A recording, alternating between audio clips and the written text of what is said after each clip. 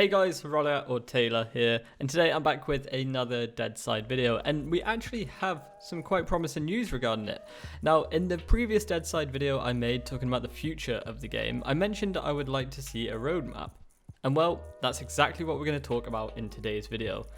The other night, we got our first kind of roadmap. I mean, it's not laid out like a roadmap, but it is some form of roadmap. So anyway, let's jump straight into it. So like I said, this was posted the other night. It was posted across all of their social medias. I believe it is up on their Facebook for about 20 minutes, half an hour before they tweeted it out, which is when I saw it. There's about 6 or 7 different things here that they speak about, and we're going to go through all of them and go over what they have detailed. So first up, more bug fixing and optimization. Currently, they're working on a fix for the potential ability to duplicate items, as well as optimizing storage system in the green zones, which should significantly improve the server performance. In addition, they are also developing a new network mechanism that should allow the number of players on the servers to increase, and I believe make it possible to implement game features such as vehicles. So that is quite exciting. An increase in players on servers, as well as the implementation of vehicles. What about new firearms and equipment models? Now, they don't say when this is coming, but they do say that there's going to be a new vest with inventory slots, a few new assault rifles, machine guns, and even a grenade launcher. I'm going to be interested to see how that grenade launcher goes. If they're everywhere on the map and just constant hearing the thudunks of grenade launchers, it could get a little bit interesting.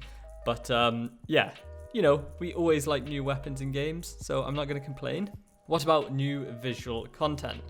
Not only are they in the process of improving diversity of existing villages, they're also planning to add entirely new content with industrial areas and underground bunkers. Sounds super exciting. I love the idea of underground bunkers. And also, in order to add new points of interest, the current size of the map will slightly be expanded.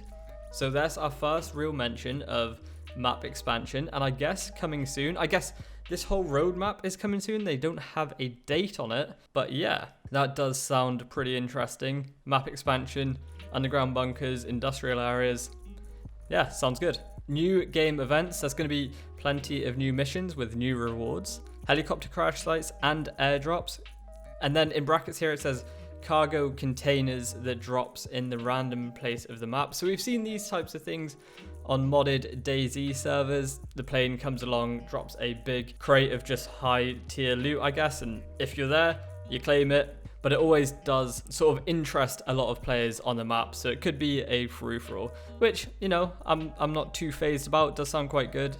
Like I said, we've seen them on DayZ modded servers, and I guess they work pretty well, so let me know what you guys think about that news.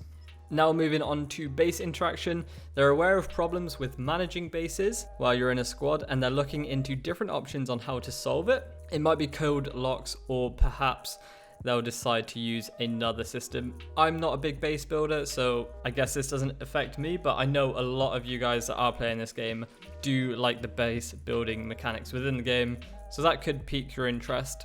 Private server administration.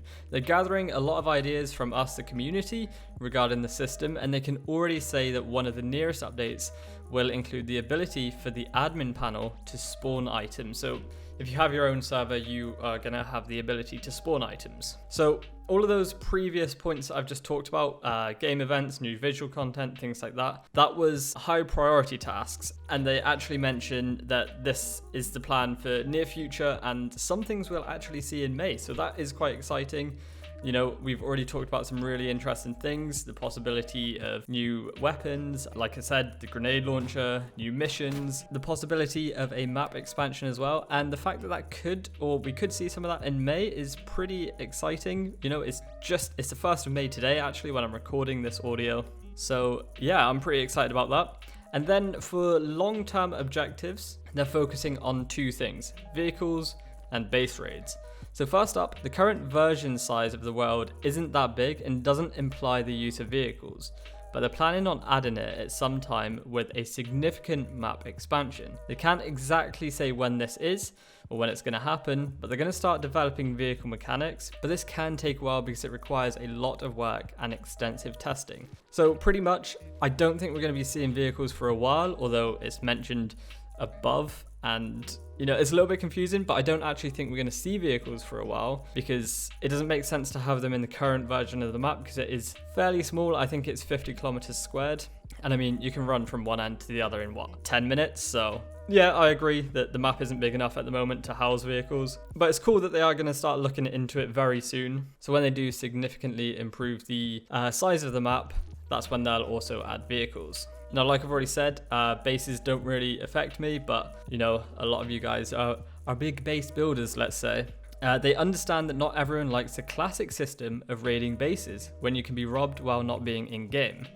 And that's why they're not considering such a passive gameplay mechanic. So far they have a few concepts, including a key system, and apparently they discussed this on one of their streams. I haven't seen this, so I'd love to know if somebody else has and could give me some info in the comments. That would be really helpful. Regardless of the system they choose though, they will do their best to make it unique and interesting.